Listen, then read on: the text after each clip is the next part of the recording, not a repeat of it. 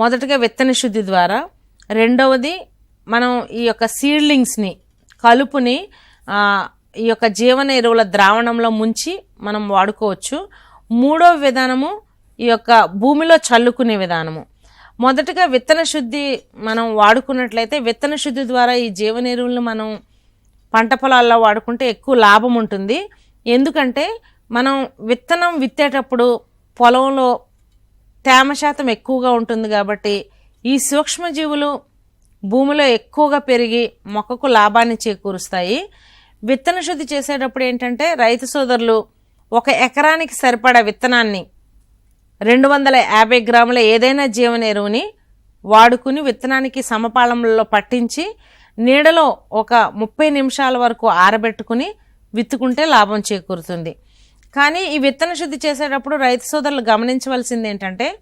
మొదటగా విత్తనాలను తీసుకుని ఒక ప్లాస్టిక్ ట్రేలో కానీ లేకపోతే తెల్ల గోతం సంచి మీద కానీ వేసుకుని దాని మీద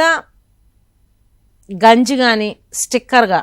అంటే అంటుకోవడానికి మన ఇంట్లో దొరికే రైతు సోదరులకు దొరికే అందుబాటులో ఉన్న గంజి కానీ, ఒకవేళ గంజి అందుబాటులో లేకపోతే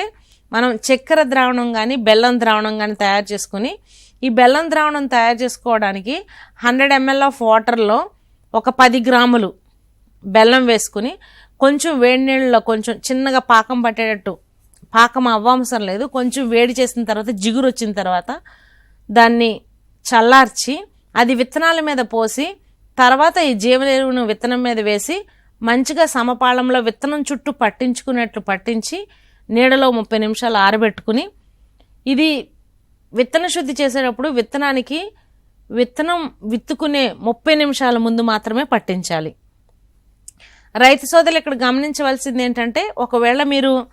కీటకనాశిని అలాగే శిలీంద్రనాశిని ఫంగిసైడ్ పెస్టిసైడ్ని కూడా పట్టించాలి అంటే మొదటిగా శిలీంద్రనాశిని పట్టించి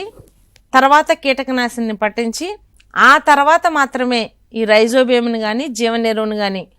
చివరిలో పట్టించి నీడలో ఆరబెట్టుకుని తేమ శాతం ఉన్నప్పుడు భూమిలో విత్తుకోవాలి.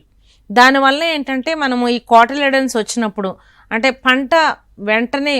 పెరగగానే ఈ యొక్క సూక్ష్మజీవులు ఆ యొక్క వేరుకి మంచిగా కాలనైజ్ చేసి అవి అసోసియేట్ అయ్యి అన్ని న్యూట్రియంట్స్ని సమపాలలో మొక్కకు అందిస్తాయి అన్నమాట.